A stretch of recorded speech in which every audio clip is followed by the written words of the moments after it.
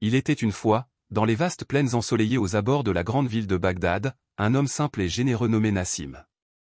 Nassim vivait avec sa famille dans une modeste ferme, entourée de champs dorés qui s'étendaient à perte de vue. Bien que leur vie soit humble, elle était comblée de bonheur et de paix. Scheherazade, Zakaria, venez voir. Les pommes sont mûres, allons en cueillir quelques-unes pour le dîner. Papa, je peux manger cette pomme. Elle m'a volé ma pomme, papa. Scheherazade, partage avec ton frère.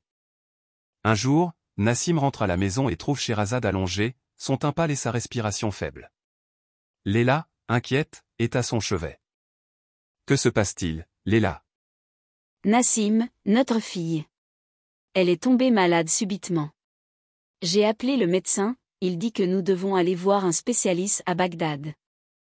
Nassim savait que la situation était grave. Il devait agir rapidement pour sauver la vie de sa fille. Nous arriverons bientôt à Bagdad. Nous devons trouver ce médecin au plus vite. Et si le remède coûtait plus que ce que nous possédons? Je trouverai un moyen, Léla. Nous ne perdrons pas Scheherazade. Nassim, mon cher frère. Que me vaut cette visite inattendue? Kazim, j'ai besoin de ton aide. Ma fille est gravement malade, et le remède coûte une fortune. Je t'en supplie, aide-moi à la sauver. Et pourquoi ferais-je cela? Tu as choisi de rester fermier, tandis que moi, j'ai su faire fructifier ma part de l'héritage. Ce n'était pas seulement ta part, c'était aussi la mienne. Nos parents sont morts dans des circonstances mystérieuses, et tu as pris tout ce qui nous revenait à tous les deux. C'est la vie, Nassim, chacun pour soi. Maintenant va-t'en et que je ne te revoie plus, et la prochaine fois, ne me dérange pas pour des futilités, tu m'as fait perdre mon temps. Sur une route poussiéreuse et déserte, Nassim marche seul, abattu. Le soleil décline, projetant une lumière dorée sur le paysage. Il aperçoit un chien maigre et affaibli, à la fourrure sale, haletant sous la chaleur. Nassim, malgré son propre désespoir, s'agenouille pour puiser de l'eau dans une petite source et la donner au chien. Même dans son désespoir, Nassim ne pouvait ignorer une créature souffrante. Ce geste de bonté allait bientôt changer sa vie. « Pourquoi me regardes-tu ainsi? Tu sembles vouloir me dire quelque chose. » Après avoir bu, le chien aboie plusieurs fois, regardant Nassim avec insistance, avant de s'éloigner dans la lumière du crépuscule. Nassim. Tu m'as sauvé, mais tu n'as pas compris ce que j'essayais de te dire en aboyant et en te regardant. Ce rêve est un moyen de te faire comprendre mes mots. Tout d'abord, je te remercie.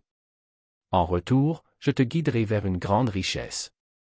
Là où le soleil se couche et où la terre semble respirer, tu trouveras la tombe de mon ancien maître.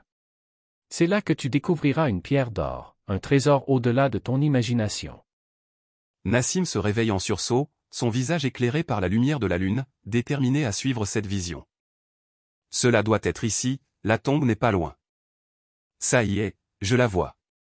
Il ne me reste plus qu'à creuser. Soudain, sa pelle rencontre un obstacle. Il déterre un énorme rocher d'or pur, brillant sous la lumière du soleil. C'est un miracle. Un vrai miracle.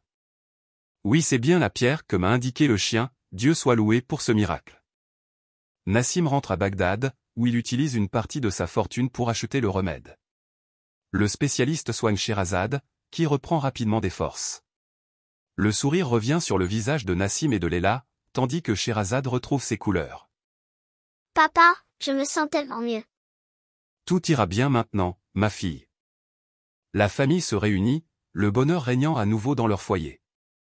Kazim traverse une rue bondée de Bagdad, debout sur une charrette chargée de marchandises précieuses. Dans sa précipitation, il ne voit pas un passant devant lui.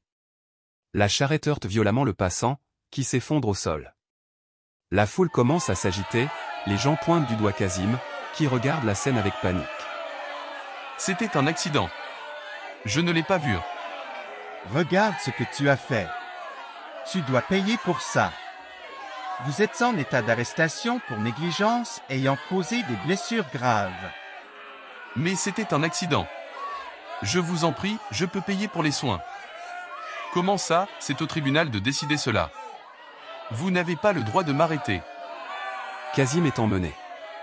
La foule murmure tandis que la charrette est laissée derrière. Comment ai-je pu en arriver là? Tout ça pour un instant d'inattention.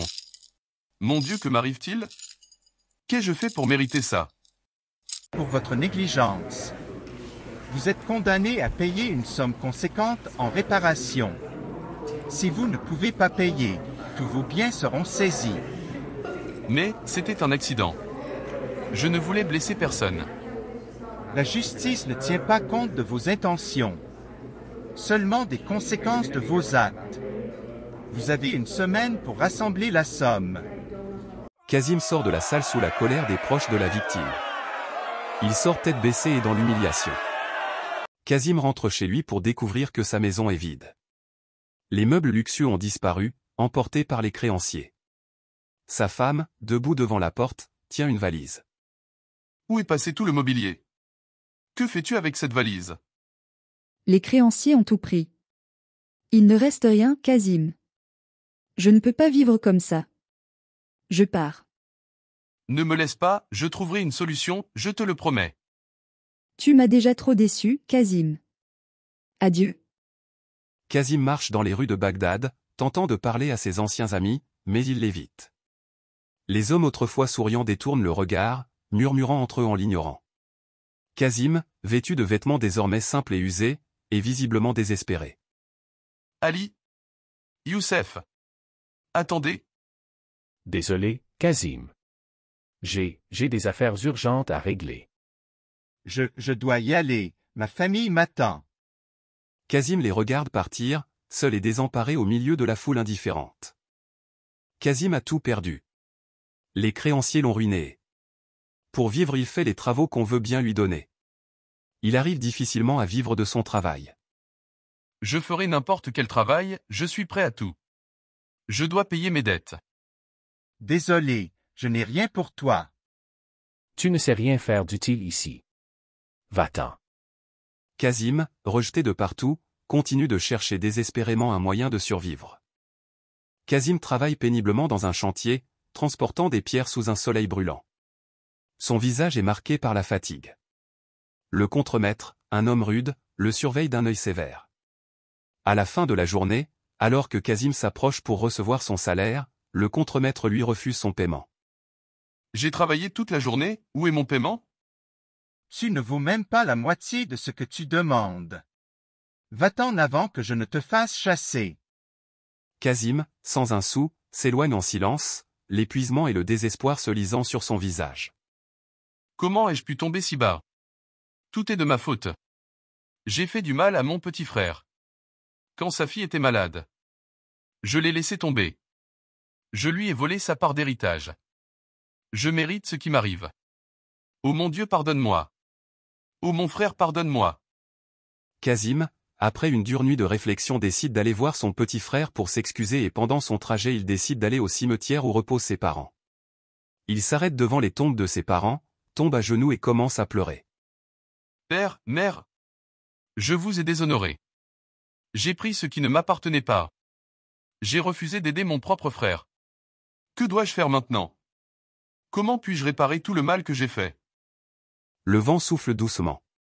Comme pour emporter ses paroles de repentir.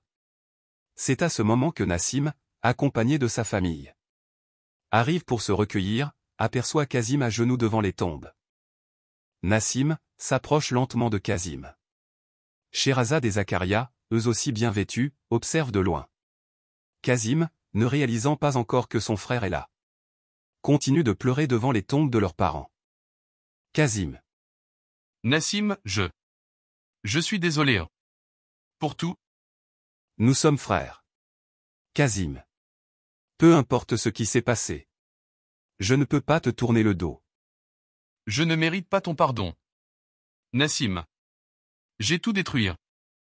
Ce n'est pas à moi de juger. Mais si tu veux vraiment te racheter, reviens avec nous. La famille est plus importante que tout.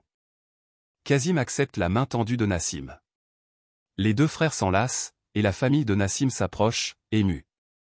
Ensemble, ils quittent le cimetière, prêts à tourner la page et à reconstruire leur lien fraternel.